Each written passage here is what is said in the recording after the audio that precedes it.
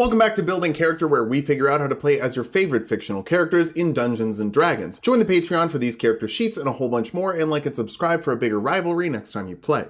Maybe. Today we're building King Kong and Godzilla. If you think, shouldn't those be monsters, not PCs? Hey, I agree, but I get a lot of requests for kaiju. It's the holiday season and I can see the appeal of getting large. So here's 2 different ways to become big in D&D. Come with me now. Come with me now.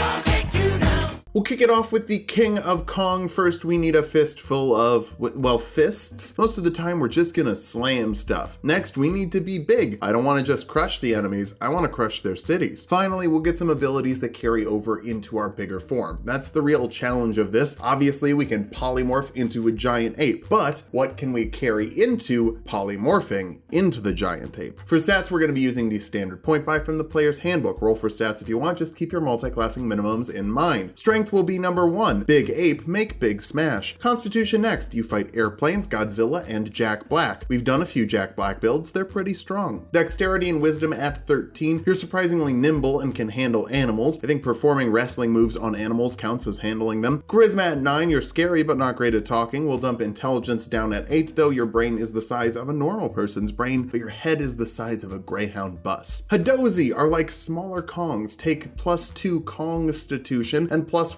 strength. You have dexterous feet. To use an object as a bonus action, it helps to have toe thumbs. You can also glide to move 5 feet horizontally for every 1 foot you fall, and reduce your falling damage to 0 as a reaction. It wasn't the fall that killed you, 'twas heavy machine gun fire that probably killed the beast. For your background skills, athletics and intimidation would be my picks. That would be the soldier background, but like, you're just a big animal. That's strong, scary, and in no way in service to the military-industrial complex. If anything, you're kind of anti. We'll kick things off as a druid, giving you 2 skills from the druid list, like animal handling and perception. You're the king after all. The other animals on Skull Island have to like you, or at the very least, respect you. For your cantrips, Thunderclap lets you slam the ground, forcing a Constitution saving throw on creatures in a 5-foot radius, dealing 1d6 thunder damage to those that fail. Resistance gives creatures an extra d4 to add to their next saving throw, helping you protect those nice-looking gals who come to your island. For first-level spells, Longstrider adds 10 feet to your movement speed, Jump triples your jump distance for a minute, and Earth Tremor lets you force a dexterity saving throw on creatures in a 10-foot radius. Failing that, they take a d6 of bludgeoning damage and are knocked prone. Even if they succeed, the ground is difficult terrain. You could just jump over it with the jump spell. You do have big old monkey mobility. Second level druids can choose a druid circle like Moon Druid, giving you combat wild shape and circle forms. We're putting it all on the graphic at the same time. That'll boost the wild shape you normally get here by letting you wild shape as a bonus action and spend a spell slot to heal 1d8 as a bonus action, and your animal shape can be level 1 or lower. So now you can be an ape, which is challenge rating 1/2. Obviously that's not the end goal, but it will be better for you in a fight than just using cantrips. Third level druids can learn second level spells. Enhance ability lets you give a creature advantage on ability checks of a certain type. If you choose strength, their carrying capacity is doubled. If you choose dexterity, they don't take falling damage from heights of 20 feet or less. And if you choose constitution, they get 2d6 temporary HP. Probably go for strength or constitution. Worth noting that you can concentrate on spells you've already cast before wild shaping, you just can't cast new ones. So this will let you be a stronger Konger. Fourth level druids get an ability score improvement or feat. We'll grab the Tavern Brawler feat for +1 constitution, 1d4 plus your strength modifier and bludgeoning damage from unarmed attacks, and proficiency with improvised weapon attacks. You want to know why? Because you want to see Kong, like the toy has, grabbing the helicopter. You want to pay $15 to not see him use a helicopter like a baseball bat? And you can grapple as a bonus action after you make an unarmed or improvised weapon attack.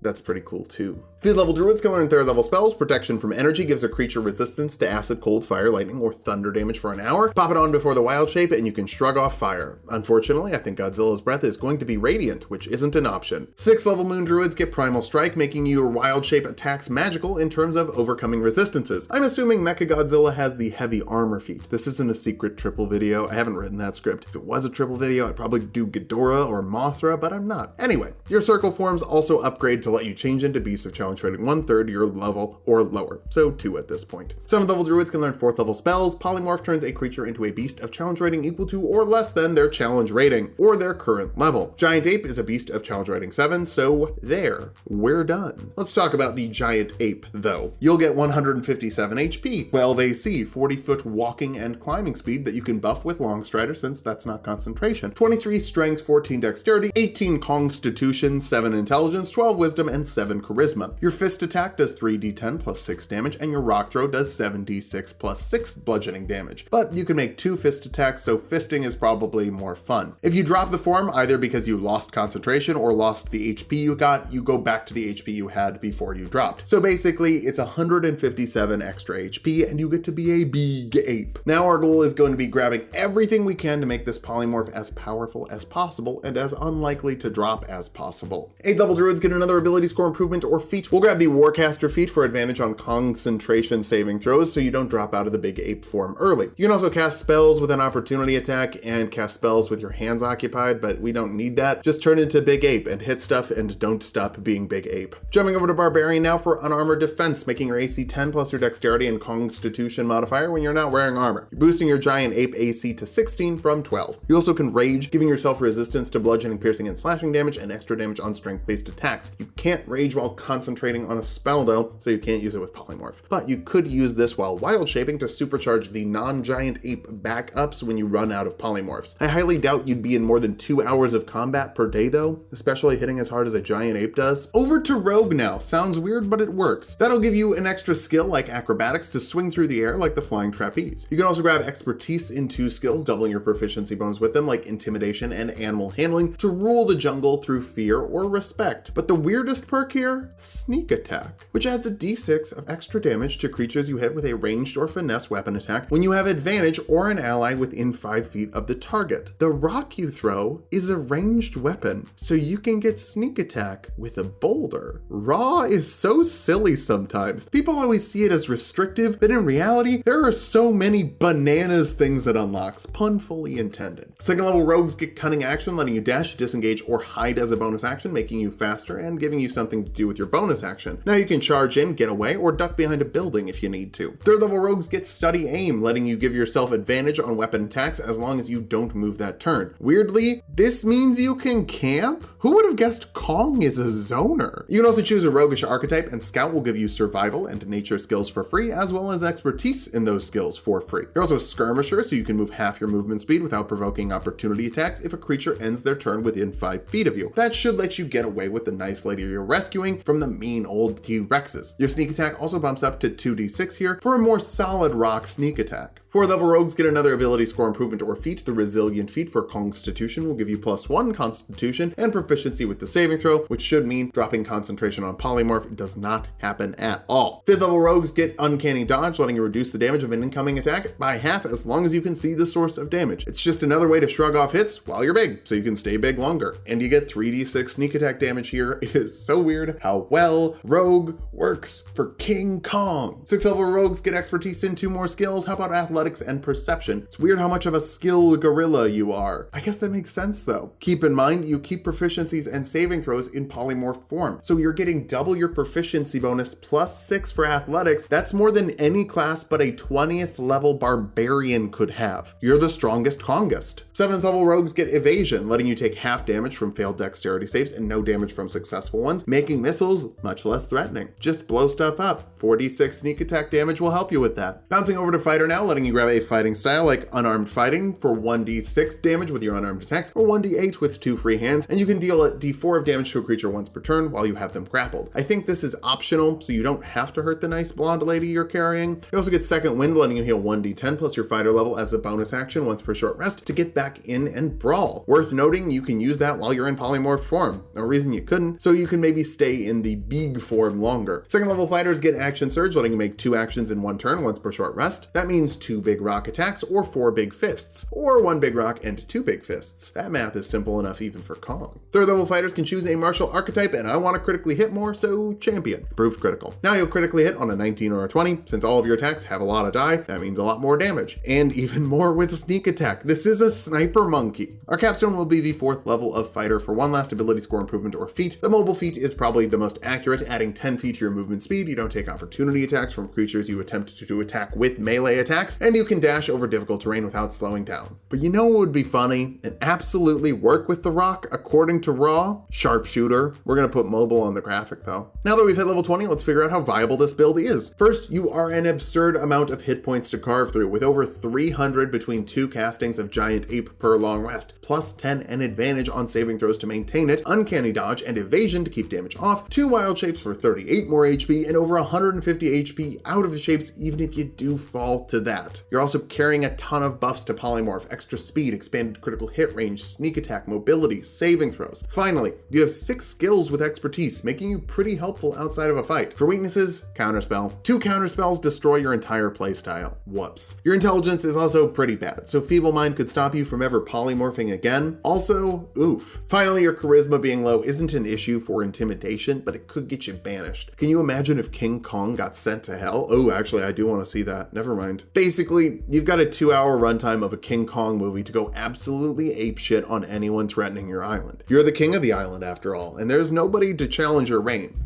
Except for... There goes Tokyo, go Godzilla.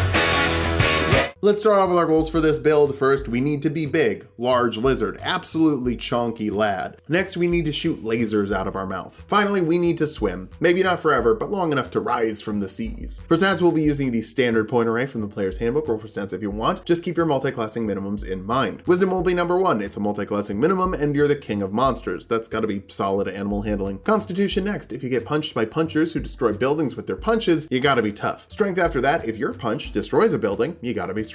Follow that up with charisma. We don't need any of the other stats and you're pretty intimidating. Intelligence is a bit low. If you do know your own lore, you don't communicate it well. We'll dump dexterity though. It's not like you can hide behind buildings. That's Godzilla 2000 and we are not building her. Godzilla is a lizard, a very big one. So lizard folk, I guess? Bump your constitution by 2 and your strength by 1. You can hold your breath for a very long time. Your natural armor makes your AC 13 plus your dexterity modifier when you're not wearing armor. I guess in your case that's minus your dexterity modifier, but it's not hard to hit Godzilla, it's just hard to kill him. Your bite deals 1d6 plus your strength modifier in damage, and those hungry jaws can make a bonus action attack once per short rest that heals you an amount equal to your constitution modifier. You also get 2 free skills from a short list like survival and nature to hunt down your prey, then take athletics and intimidation from your background. It's the soldier background again, and again, you're not really a soldier, but we can't grab those skills from our starting class. That class is also Druid. They are the best at turning into big monsters. Check out my homebrew Circle of Monsters Druid if you want to see more. We'll also grab animal handling and perception here. Godzilla isn't really that skill heavy, kind of just throws down with other monsters. You can get spells and cantrips. We'll grab guidance and resistance to add a d4 to ability checks and saving throws respectively, just getting a bit more oomph on those athletics check. Is it an athletics check if you're just so big you crush cars by walking on them? To walk on them faster, Long Strider boosts your movement speed by 10 feet. To crush things on the ground, Earth Tremor forces a dexterity saving throw on creatures within 10 feet of you. Failing that, they take a d6 of bludgeoning damage and are knocked prone. You'll also turn the area into difficult terrain. Absorb Elements lets you give yourself resistance to acid, cold, fire, lightning, or thunder damage as a reaction. Then send out an extra d6 of that damage on one of your attacks next round. Unfortunately, we can't absorb radiation damage, but it's absorbing energy. Closest we can get. Second level druids can choose a school. We'll go for Moon Druid again to beef up our wild shapes and put it all on the same graphic. Circle Forms lets you wild shape into creatures with challenge rating 1 or lower and 1/3 or lower at level 6. Combat Wild Shape lets you wild shape as a bonus action and spend your spell slots to deal 1d8 as a bonus action in wild shape form. That's really what we're going to be using most of our spell slots on, if that wasn't clear. Third level druids can learn second level spells. Bark Skin will give you some harder scales, making your AC 16. You can't cast spells while wild shaped, but you can maintain concentration on existing ones. Enlarge Reduced increases a creature's size by 1 stage. They get advantage on strength checks and saves to deal an extra d4 of damage with their weapons. Not your weapon attacks, your weapons, which is a weird distinction. It'll still help us later. You could also make a creature small, but that's not a Godzilla move. Also, since we can't cast spells while wild shaped, this isn't really a Godzilla move at all yet. Fourth level druids get an ability score improvement or feat. The mobile feat will add 10 feet to your movement speed. You can dash over difficult terrain without being slowed down, and creatures you attack with a melee attack can't hit you with opportunity attacks. We really aren't going to work on our ability scores since they change while we wild shape, other than our soft stats, but those are already where they should be for Godzilla. Maybe even a little high, honestly. Fifth level druids can learn third level spells, or as I like to call it for Godzilla, 3d8 healing as a bonus action while wild shaped. Protection from energy, maybe. That'll give you a resistance to acid, cold, fire, lightning, or thunder damage for an hour depending on your concentration. concentration. Could be useful if you want to power up before you throw down with some kaiju. 6th level moon druids get primal strikes, making your attacks while wild shaped magical in terms of overcoming resistances. Doesn't really matter how thick the rival kaiju skin is, you're getting through it. 7th level druids can learn 4th level spells. Stone skin will give you resistance to bludgeoning, piercing, and slashing damage for an hour depending on your concentration. Maybe your rival kaiju doesn't have primal strikes. 8th level druids get another ability score improvement or feat. Warcaster will give you advantage on your concentration saving throws. That's important since we can't rebuff ourselves while we're in wild shape. You can also make opportunity attacks with spells and cast spells with your hands full, but that's not important to us. Although I do think that does mean you cast your spells out of your mouth, right? 9th level druids can learn 5th level spells. If you really want, you could grab Maelstrom, maybe, or Tidal Wave from the 3rd level, but Godzilla doesn't really control water, he just kind of walks through it and displaces it. That's not an intentional thing, that's just physics. 10th level moon druids get another thing we're not using, elemental wild shape, letting you expend both of your uses of wild shape to wild shape into an elemental. It's on the way to things we need. 11th level druids can learn 6th level spells. Sunbeam will give us some atomic breath, forcing a constitution saving throw on creatures in a 60-foot line. Failing that, they take 6d8 radiant damage and are blinded, half damage and no blinding if they succeed. You can fire one of these off every round for a minute, giving you a ranged spell option. Hooray! Oh shoot, we need wisdom then. 12th level druids get another ability score improvement. Bump your wisdom for better atomic breath. 13th level druids can learn 7th level spells. Regenerate will heal you 4d8 plus 15 HP instantly, and then you recover an extra 1 HP every turn. Doesn't require concentration, it's just some lizard healing. Lizards do love healing. 14th level moon druids get 1000 forms, letting you cast alter self at will for some natural weapons, which you already had as a lizard folk. You also get gills and a swimming speed, which you basically had as a lizard folk. And you can change your appearance without illusion though,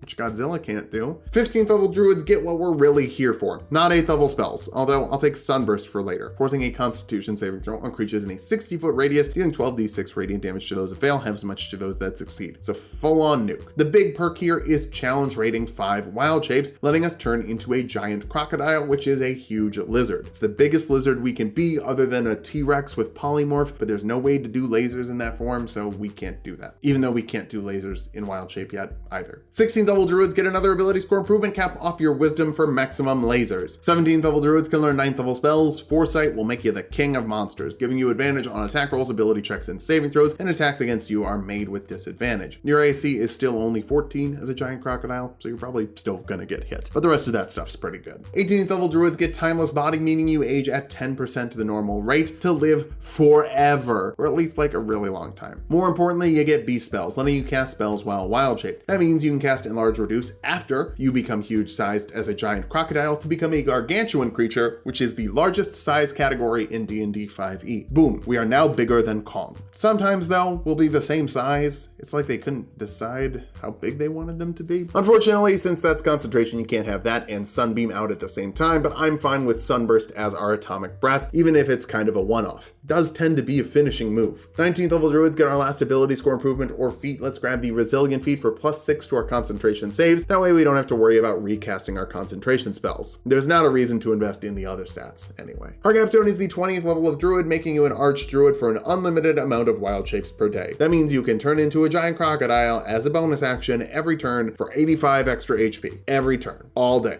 Now that we've hit level 20, let's figure out how viable this build is. First, you can't die, both because of the permanently refreshing 85 temporary HP and also because you age slower. Also foresight for saving throws. You're also dealing consistent damage with advantage on all of your attacks and the ability to ignore physical resistances from primal strikes. Finally, nuke is good. Sunburst can start a fight by ending it immediately, or at the very least dealing a ton of damage to the people you're fighting. For weaknesses, you got too many concentration spells and you can't be gargantuan and spam lasers at the same time. You're also not the best at skill checks, I guess? And if someone can hit you with like 200 damage in a single turn, you'll lose. I'm sure that's a common issue. Actually, it's not. Whether you want to be a big lizard or a big ape, you'll have fun, even though those aren't really roleplay characters. But if you want to be a DM who runs these against your party, now that sounds like fun. These two are the kings of kaiju, which makes sense. When it comes to kings, 3 would be too much. Thanks for watching. If you liked the video, subscribe for more. We've got double videos coming out this month. Join the Patreon to support the channel, follow me on Twitch to watch me stream, and sub to Tulok and Mango for more Tulok fun.